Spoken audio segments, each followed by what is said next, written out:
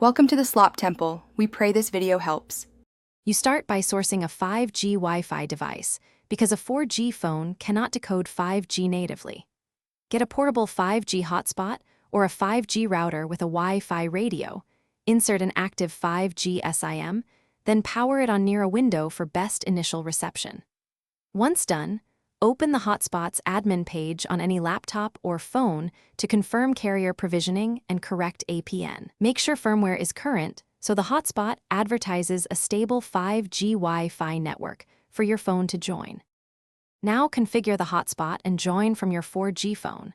You should rename the SSID and set a secure password, then enable WPA3 or WPA2.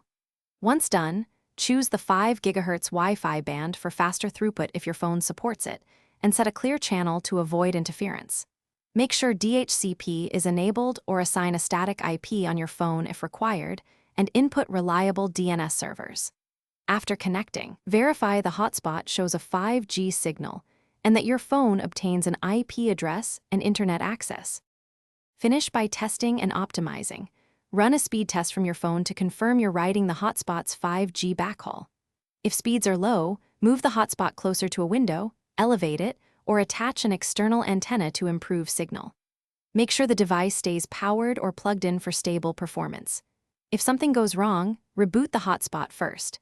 Then verify the SIM is active and APN settings are correct, switch Wi-Fi bands or channels, and update firmware.